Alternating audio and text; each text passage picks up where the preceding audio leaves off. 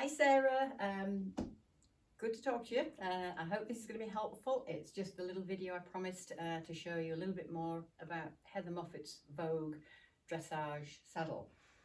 Soft treed, as I explained on the phone, and we have the recessed stirrup bars that are designed to take the dressage top stirrup leathers. They literally just slot on like that. These are great because they're so easy to adjust. You just adjust them to your own leg length, slide the keeper down, and voila. The stirrup irons are Heather Moffat's fixed, broad-based stirrup irons, modelled on the Italian design of stirrup, used to spread the weight on the ball of your foot and make your seat much more stable in the saddle. The measurement of the saddles actually measures from the point of the pommel to the back of the cantle, not like a conventional saddle, which is measured from the button to the back of the saddle. So when you measure this, it actually measures a little larger than a 17-inch, but this is technically a 17-inch saddle. So it's taken from the front to the back. I'll just turn that off. Every saddle made by Heather has an identification mark, an ID number. This is found on the girth strap, and this one is 1966. If you contact nurses who actually made the saddles, they can tell you exactly the date of this particular saddle and when it was made. Extra long girth straps, as I mentioned, to fit a dressage girth, so that the buckles should never ever be fastened high enough so that they come underneath the saddle flap, for obvious reasons, to keep that close contact. When you're fitting a saddle, as I explained, we always use a high cut number. We always put the saddle a little bit forward on the wither, and then we gently slide it back to where it almost sticks a little bit on the horse. That's where that saddle wants to be positioned. Now, quite often that's set back off the wither, and a lot of people think the saddle is too far back, when in fact that's where it needs to be. We usually have 4 flat fingers. If you find the back of the horse's shoulder, place your 4 fingers. It should be a 4-finger width to where the saddle begins. The saddle is moulded foam, and when it gets warm it'll soften and it'll start to sink around the horse. So when you fit it initially, the saddle wants to be slightly up a little bit, almost like it's on a very, very minor slope. Once the saddle's girthed up securely and you've been in the saddle for a few minutes, check the girth again, and by that time the saddle will probably sink slightly so that it is sitting level from back to front. So I always like to start off with a little higher, and then it will sink. It should never be sitting on the horse initially like that. That will tilt your pelvis the wrong way, and it should never be up and remain up that high, because obviously that will then put the weight of your sit bones onto the horse's sensitive loin area.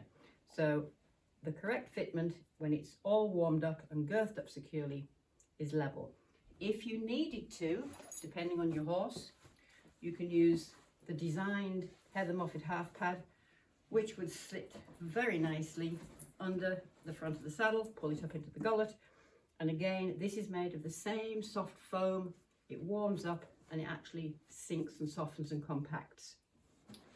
If you needed the entire length of the saddle supporting, this is the full pad, the back saver pad, and this would literally sit under the saddle like so. In some instances, with horses that may be sway backed, you might even need both, and that would be perfectly acceptable too. Okay, and just to finish off, I'll explain about the panels, these very soft squidgy panels This one is thick at the back. This would lift the saddle at the back if need be, and it was very easily swapped out. The ones that are in now are the original ones that are flat, and these are velcroed in. So you literally open this up and the panel just slides out. I'll not take it out because it is a bit of a tug of war to get it in and out, but you can see the idea. It's very simple. You would take that out and you would insert the riser, but it's very unlikely that you would need to do that. Push all the way in, make sure it's snug all the way in, and this pushes down and velcros in place. So here you have the Mark 1, which is like squared off. The Mark 2 is slightly rounder, and the Mark 3 is rounder still. That's the only difference between the three different styles of saddle. Okay. So I think that pretty much covers it.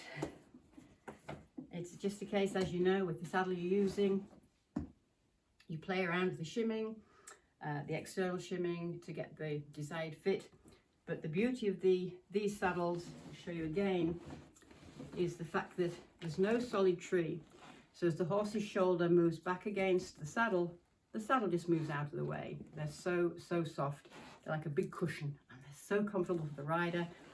And they put you in the correct position with the recessed stirrup bar.